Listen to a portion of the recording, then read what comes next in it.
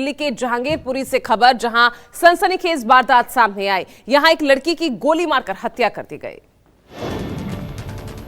दिल्ली के जहांगीरपुरी इलाके में सोमवार रात एक दर्दनाक और सनसनीखेज घटना सामने आई, जहां एक लड़की की गोली मारकर हत्या कर दी गई। शुरुआती जांच में सामने आया कि वारदात को अंजाम देने वाला युवक कोई और नहीं बल्कि मृतका का प्रेमी था। बताया जा रहा है आरोपी ने बिना किसी बहस के अचानक लड़की पर ताबड़तोड़ गोलियां चला दी और मौके से फरार हो गया। स्थानीय लोग तुरंत उसे अस्पताल लेकर पहुंचे, जहाँ डॉक्टरों ने उसे मृत घोषित कर दिया। फिलहाल आरोपी की तलाश जारी है।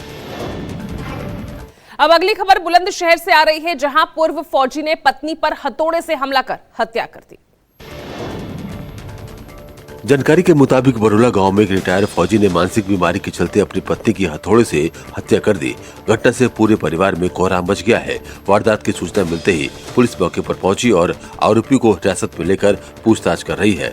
बताया जा रहा है कि पारिवारिक विवाद के चलते इस वारदात को अंजाम दिया गया। फिलहाल पुलिस हर एंगल से जांच कर रही है, आखिर किस मकसद से हत्या की गई।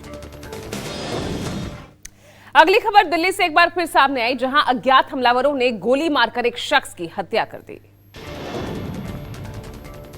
द्वारका के मोहन गार्डन इलाके में सोमवार शाम उस समय सनसनी फैल गई जब 3 बाइक सवार बदमाशों ने एक युवक पर ताबड़तोड़ गोलियां चला दी। घायल युवक को अस्पताल लाया गया, जहां उसे मृत घोषित कर दिया गया। जानकारी के मुताबिक मृतक के खिलाफ 2 गंभीर आपराधिक मामले दर्ज हैं, जिनमें से एक हत्या का केस भी शामिल है। शुरुआती जांच में पता चला है कि 3 अज्ञात बदमाश बाइक पर सवार होकर आए थे और गोली मारने के बाद मौके से फरार हो गए। हालांकि घटनास्थल के पास भारी ट्रैफिक होने के कारण बदमाश बाइक वहीं छोड़कर भाग गए हैं। फिलहाल आरोपियों की तलाश जारी है।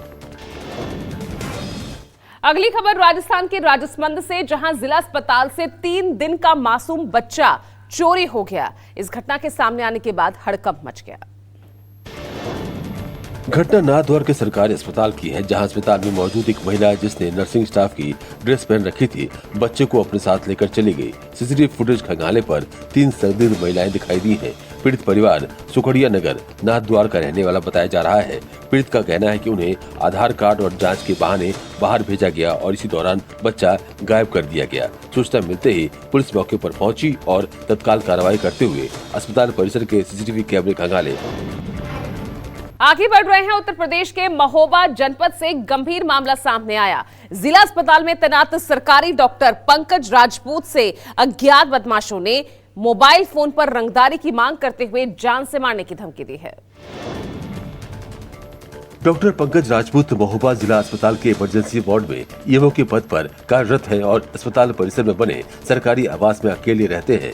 उन्होंने बताया कि पिछले कुछ दिनों से उन्हें लगातार मोबाइल फोन पर अज्ञात नंबरों से धमकियां मिल रही थीं, जिन्हें पहले उन्होंने किसी की शरारत समझकर नजरअंदाज कर दिया, मगर अब रंगदारी मांगी गई और न देने पर जान से मारने की चेतावनी दी गई तो उन्होंने इसे गंभीरता से लिया और शहर कोतवाली में शिकायत दर्ज करवाई।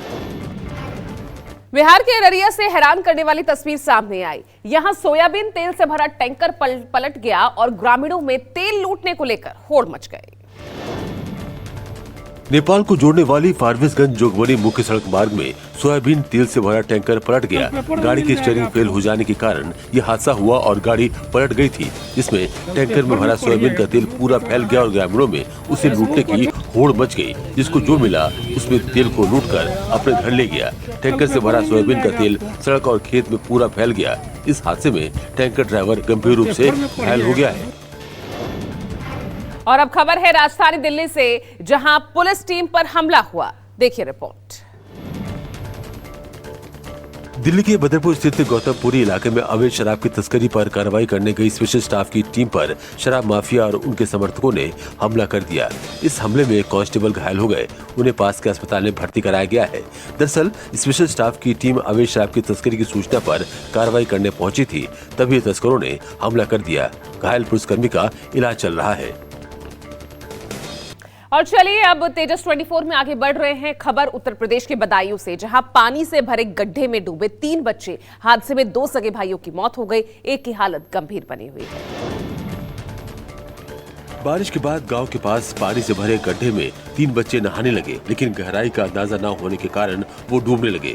ग्रामीणों की नजर पड़ने पर शोर मचाया और लोग बच्चों को बचाने दौड़े। ग्रामीणों ने तत्परता दिखाते हुए बच्चों को बाहर निकाला, लेकिन थोड़ी देरी हो गई। ग्रामीणों ने 3 को बाहर निकालकर तुरंत सामुदायिक स्वास्थ्य केंद्र पहुंचाया, लेकिन वहां डॉक्टरों ने 2 सगे भाई नवनीत और भुवनेश को मृत घोषित कर दिया। वहीं तीसरे बच्चे अमर की हालत गंभीर बनी हुई है।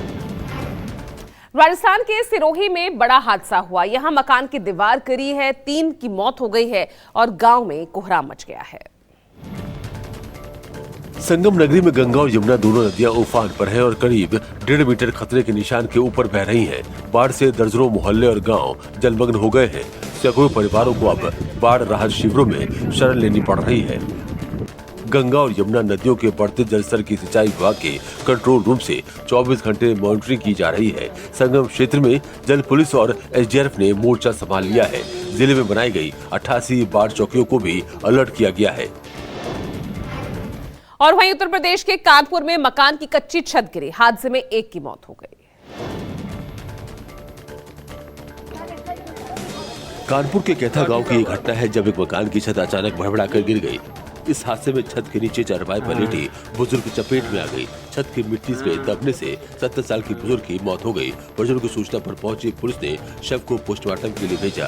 अब पुलिस घटना की जांच पड़ताल कर रही है। शुरुआती जांच में बारिश हादसे की वजह बताई जा रही है। इधर महिला की मौत से परिवार में मातम पसरा हुआ है। उत्तर प्रदेश के नोएडा में दर्दनाक हादसा हुआ। एसी चलाकर 2 युवक सो गए और दम घुटने से दोनों की मौत हो गई।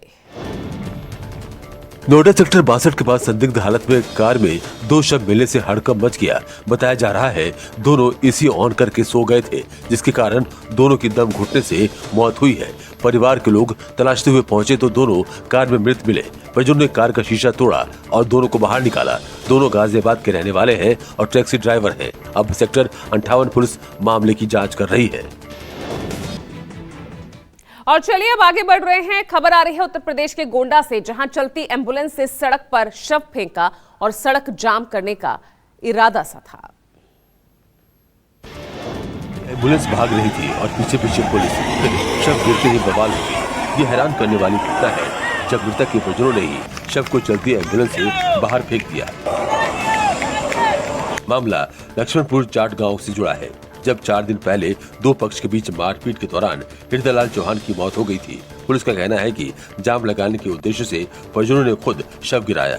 परिजन लखनऊ गोंडा मार्ग पर शव रखकर प्रदर्शन करना चाह रहे थे, लेकिन एम्बुलेंस शव को लेकर भागी जा रही थी। दिल्ली के जहांगीरपुरी इलाके से एक सनसनीखेज वारदात सामने आई। यहां एक लड़की की गोली मारकर हत्या कर दी गई। दिल्ली के जहांगीरपुरी इलाके में सोमवार रात एक दर्दनाक और सनसनीखेज घटना सामने आई, जहां एक लड़की की गोली मारकर हत्या कर दी गई। शुरुआती जांच में सामने आया कि वारदात को अंजाम देने वाला युवक कोई और नहीं बल्कि मृतका का प्रेमी था। बताया जा रहा है आरोपी ने बिना किसी बहस के अचानक लड़की पर ताबड़तोड़ गोलियां चला दी और मौके से फरार हो गया। स्थानीय लोग तुरंत उसे अस्पताल लेकर पहुंचे, जहाँ डॉक्टरों ने उसे मृत घोषित कर दिया। फिलहाल आरोपी की तलाश जारी है। और चलिए आगे बढ़ रहे हैं और ये अगली खबर है दिल्ली से, जहां अज्ञात हमलावरों ने गोली मारी, एक शख्स की हत्या कर दी। द्वारका के मोहन गार्डन इलाके में सोमवार शाम उस समय सनसनी फैल गई जब 3 बाइक सवार बदमाशों ने एक युवक पर ताबड़तोड़ गोलियां चला दी। घायल युवक को अस्पताल लाया गया, जहां उसे मृत घोषित कर दिया गया। जानकारी के मुताबिक मृतक के खिलाफ 2 गंभीर आपराधिक मामले दर्ज हैं, जिनमें से एक हत्या का केस भी शामिल है। शुरुआती जांच में पता चला है कि 3 अज्ञात बदमाश बाइक पर सवार होकर आए थे और गोली मारने के बाद मौके से फरार हो गए। हालांकि घटनास्थल के पास भारी ट्रैफिक होने के कारण बदमाश बाइक वहीं छोड़कर भाग गए हैं। फिलहाल आरोपियों की तलाश जारी है।